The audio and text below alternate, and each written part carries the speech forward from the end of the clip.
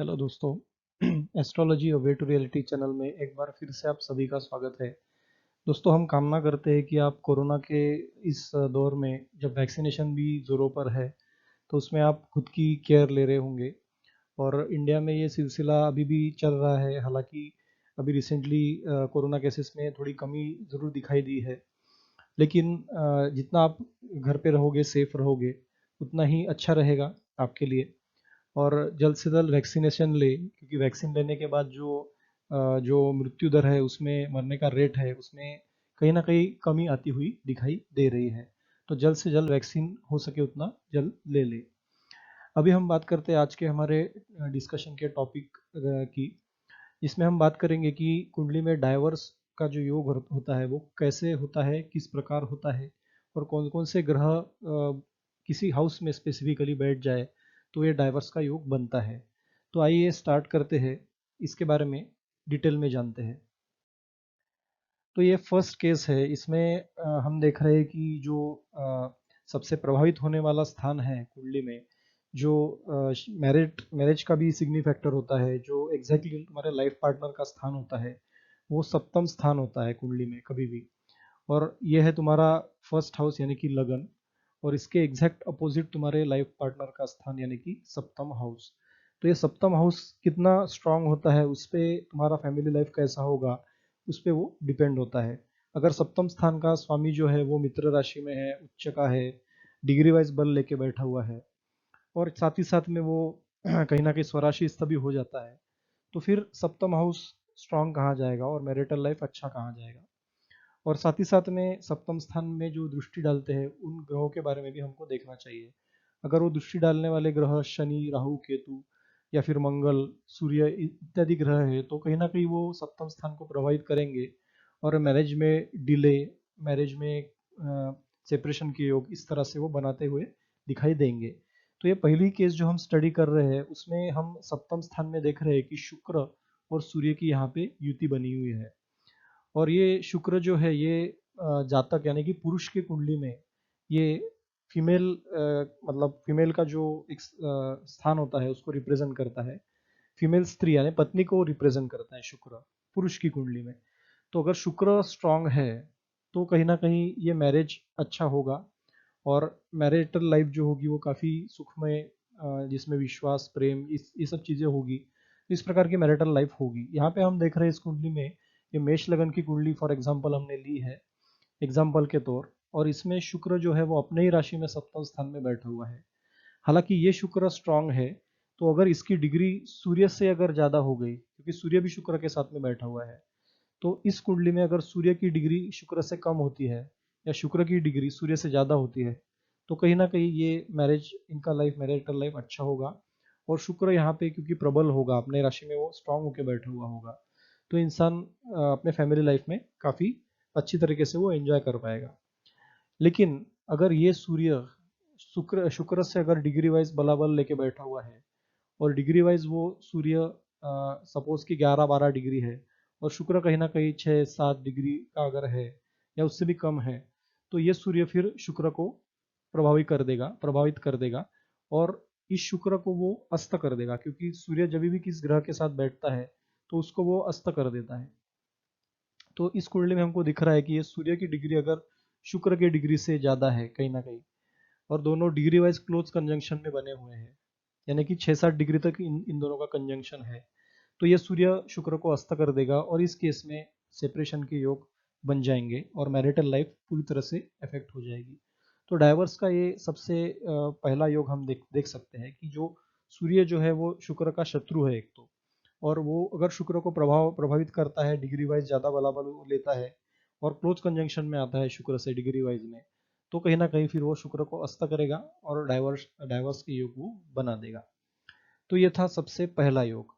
अभी इसी प्रकार से हम स्त्री की कुंडली में भी देख सकते हैं कि अगर गुरु के साथ में कोई शत्रु ग्रह हो, जैसे कि गुरु का शत्रु है, एक तो राहु है, या तो फिर दूसरा हम कह सकते हैं कि शनि जैसा कोई ग्रह बैठ जाए, बुध जैसा कोई ग्रह बैठ जाए। बुध हालांकि सौम्य ग्रह है, तो शनि जैसा अगर कोई ग्रह बैठता है, या फिर राहु या केतु के जैसा कोई ग्रह गुरु के साथ बैठता है सप्तम हाउस में, वो भी स्त्री की कुंडली में, और वहां पे गुरु पीट जाता है, यानी कि गुरु शत्रु के राशि में है या नीच राशि में है, तो उस केस में अगर राहु केतु से या शनि से अगर गुरु पीड़ित है, उसके साथ में कंजंक्शन है सप्तम हाउस में, तो वो फैमिली लाइफ को डेफिनेटली खराब करेगा स्त्री की कुंडली में, क्योंकि स्त्री की कुंडली में पुरुष का जो एक सिग्निफिकेशन है वो गुरु करता है, जैसे कि पुरुष के कुंडली में शुक्र करता है स्त्री के बारे में।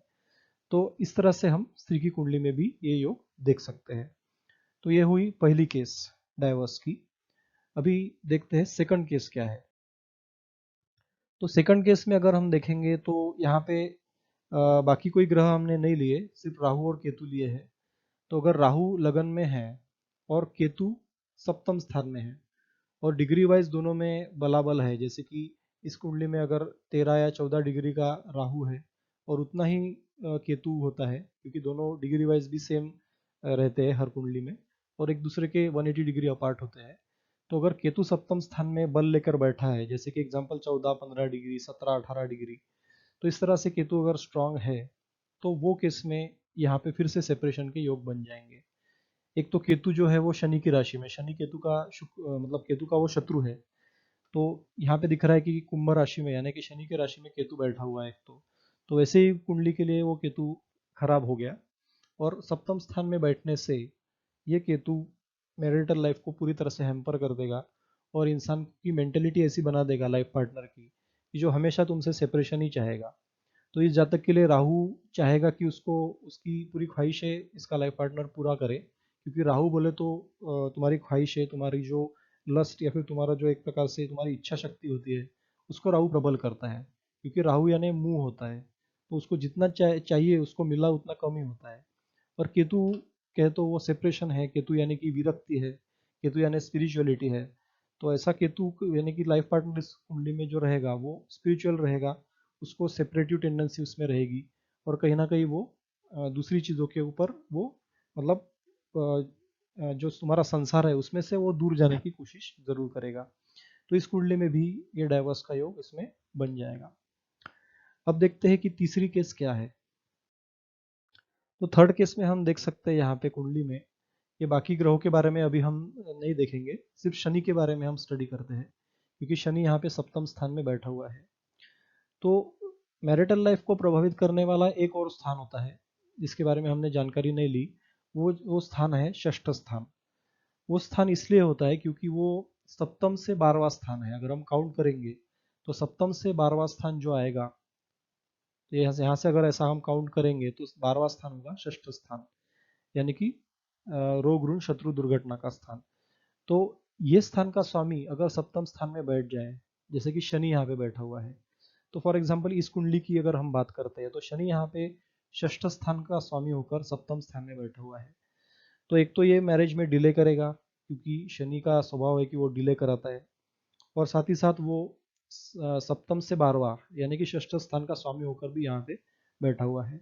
तो अपने साथ ये व्यय लेके आता है, और मैरिटल लाइफ का व्यय इसे हम कह सकते हैं। तो इस प्रकार से ये शनि इस कुंडली के लिए काफी खराब होगा। और वैसे तो ये स्ट्रांग दिख रहा है शनि, क्योंकि अपने राशि में बैठा हुआ है। तो इस कुंडली में जातक या जातिका का जो पति या पत्नी रहेगा सप्तम स्थान में, तो वो तो रहेगा तो स्ट्रांग, वो काफी उच्च अधिकारी भी होगा क्योंकि शनि अपने स्थान में है। लेकिन इस जातक के लिए वो सेपरेटिव टेंडेंसी लाएगा और डाइवर्स के योग बनाएगा। हालांकि शनि जो है उसका स्वभाव धीरे धीरे फल देना है, तो शुरू में शायद ये डाइवर्स का योग बन सकता है, लेकिन जैसे कि शनि धीरे धीरे फल देता है लेकिन धीरे धीरे वो अच्छा फल भी देने लगता है, तो कुछ सालों के बाद ये केस में मैरिटल लाइफ अच्छा होता भी दिखेगा, क्योंकि शनि अपने ही स्थान में बैठा हुआ है। तो इसमें पटरी पे गाड़ी बिठाना ये जातक के स्वभाव पे भी निर्भर हो जाता है। अगर जातक का जो लगन स्थान है उसका स्वामी सूर्य अगर अच्छा है, तो फिर इस जातक के लिए ये मतलब पार्टनर को टैकल करने के लिए वो आसान हो जाएगा। तो ये शनि इसमें सेपरेटिव टेंडेंसी जरूर बनाएगा, लेकिन जातक की पर्सनैलिटी पे भी डिपेंड है कि कैसे वो टैकल करेगा उसको। तो ये हो गई थर्ड केस। अभी फोर्थ केस हम देखेंगे, इसमें हम सेपरेटिव टेंडेंसी भी देखेंगे, और इस केस में कैसे एक ग्रह ने जो डाइवर्स का योग था उसको कैंसिल कर दिया या उसको सम कर दिया, बैलेंस कर दिया। तो इस कुंडली में हम देखते हैं कि केतु जो है सेपरेटिव टेंडेंसी वाला, ये केतु इस जातक के लगन में बैठा हुआ है सपोज कि ये किसी स्त्री की कुंडली है, तो इस स्त्री की कुंडली के लिए केतु जो है वो लगन में बैठा हुआ है, और ये केतु जो स्त्री है उसका जो स्वभाव है उसको सेपरेटिव टेंडेंसी वो लाएगा, क्योंकि केतु लगन में बैठा हुआ है। और इसका जो लाइफ पार्टनर रहेगा वो कहीं ना कहीं अपने स्त्री से काफ़ी एक्सपेक्ट करने वाला होगा, क्योंकि राहु यहाँ पे बैठा हुआ है जो कि एक्सपेक्टेशन बहुत बढ़ाता है, उसको जितना मिलेगा उतना कम ही होता है। और साथ में एक अच्छा योग भी इसमें हमको दिख रहा है कि ये राहु मैरिटल लाइफ तो खराब कर रहा है, लेकिन कहीं ना कहीं गुरु यहाँ पे अपने ही राशि में बैठा हुआ है। तो अगर ये गुरु राहु के साथ क्लोज डिग्री में कंजंक्शन हो गया तो राहु इसमें मैरिटल लाइफ में खराबी लाएगा, सेपरेटिव टेंडेंसी जरूर बनाएगा, लेकिन गुरु फिर उसको कंट्रोल करेगा और गुरु इस राहु को न्यूट्रल कर देगा, क्योंकि यहाँ पे गुरु चंडाल योग बनता हुआ दिख रहा है। तो जब कभी भी गुरु चंडाल योग बनता है तो इंसान का स्वभाव बुरी कर्मों की तरफ जरूर होगा, लेकिन वहाँ पे गुरु के होने की वजह से इंसान वो चीज़ों से ऊपर उठ जाएगा और वो इंसान को सेव कर लेगा उस बुरे कर्मों से। तो ये मैरिटल लाइफ में काफ़ी खींचातान दिखाई देगी, उतार चढ़ाव दिखाई देगा, लेकिन गुरु के वहाँ पे अपने राशि में स्ट्रांग होने की वजह से वो मैरिटल लाइफ को सेव करा देगा। लेकिन कहीं ये गुरु डिग्री वाइज बलाबल में कम पड़ जाता है, ये कहीं ना कहीं 1-2 डिग्री का या 29-30 डिग्री का होता है, और यहाँ पे अगर राहु प्रबल हो गया कहीं भी तो फिर मैरिटल लाइफ का खराब होना तय है। और राहु की अगर महादशा चल गई ऐसे जातक की कुंडली में तो फिर ये 18 साल में सेपरेटिव योग, डाइवर्स का योग कभी ना कभी जरूर बना देगा। तो गुरु पे काफी डिपेंड होगा इस कुंडली में, इस कुंडली को कैसे बचाना है उस पर। साथ ही साथ इसमें हम देख रहे हैं कि शुक्र और बुध की भी उपस्थिति है। तो अगर ऐसा जातक, जैसे हमने स्त्री की कुंडली के लिए कहा, तो अगर ये पुरुष की कुंडली होती है तो फिर ये सब अप्लीकेबल शुक्र के लिए होगा। अगर शुक्र की डिग्री वाइज बलाबल अच्छी रही तो वो राहु को के टैकल कर देगा, और क्योंकि वो बुध और गुरु के जैसे पॉजिटिव प्लैनेट के साथ बैठा है तो उनके गुण भी शुक्र हरण कर लेगा, और गुरु गुरु स्वराशिस्त होने से गुरु ये शुक्र को ऊपर उठाने का काम करेगा। और राहु की डिग्री अगर कम हो गई तो इस कुंडली में काफी अच्छे फल मिलेंगे। अगर गुरु बली है, शुक्र बली है, बुध भी बली है, हालांकि बुध यहाँ पे नीच का हो गया, लेकिन बुध भी अगर उसमें बली होता है गुरु और शुक्र के साथ में, तो गुरु इन तीनों ग्रहों को काफी ऊपर उठा लेगा, और राहु के प्रभाव जो है वो काफी कम हो जाएंगे, और डाइवर्स के जो योग है वो कम होते हुए दिखेंगे। तो इसमें गुरु और शुक्र पर काफी डिपेंड है कि डाइवर्स योग बनेगा या नहीं बनेगा। तो ये थी फोर्थ केस। अभी फिफ्थ केस हम देखते हैं। तो फिफ्थ केस में हमको ऐसा दिखता है कि यहाँ पे शनि और सूर्य जो कि एक दूसरे के शत्रु है, तो इन दोनों की युति इस सप्तम स्थान में होते हुए दिख रही है। और क्योंकि शनि यहाँ पे षष्ठ स्थान का स्वामी भी है, और साथ ही साथ वो अपने शत्रु सूर्य के साथ बैठा हुआ है जो कि लगन का प्रतिनिधित्व कर रहा है, तो इस कुंडली में एक काफी प्रबल डाइवर्स का योग यहाँ पे बनता हुआ दिख रहा है। हालांकि ये मैरिज जो होगा शुरुआत वो लव मैरिज से जरूर होगा, क्योंकि सूर्य जो है वो लगन का स्वामी होकर सप्तम स्थान में बैठा हुआ है, इसलिए पत्नी का पति के प्रति, यानी कि लाइफ पार्टनर का अपने जातक के प्रति जो है वो प्रेम बना रहेगा। लेकिन शनि के यहाँ पे होने की वजह से वो सेपरेटिव टेंडेंसी ला देगा, और एक स्टेज ऐसी आएगी जब शनि या सूर्य की अंतरदशा या महादशा चली तो उस केस में डाइवर्स होना तय हो जाएगा, क्योंकि दोनों एक दूसरे के शत्रु है। तो इस प्रकार से जातक के लिए, जातक के लाइफ पार्टनर के लिए अच्छा भी योग है, क्योंकि शनि अपने स्थान में बैठा हुआ है, और सूर्य यहाँ पे शत्रु स्थान में होने की वजह से उसकी पर्सनैलिटी में खींचातान चलती रहेगी, और उस खींचातान के कारण डाइवर्स का योग बन जाएगा। अभी हम देखते हैं इस कुंडली को सेव कैसे किया जा सकता है। अगर वो डाइवर्स को सेव करना है तो गुरु की उपस्थिति यहाँ पे होनी काफी जरूरी है। और ऐसा हम देख रहे हैं कि अगर ये गुरु यहाँ पे लगन स्थान में है तो फिर इंसान अपने कर्मों से, जातक, वो अपने लाइफ पार्टनर को बचा लेगा, क्योंकि गुरु की दृष्टि शनि और सूर्य पे पड़ जाएगी। शनि ऑलरेडी पॉजिटिव है क्योंकि वो अपने राशि में है, और सूर्य जो है वो गुरु का मित्र है।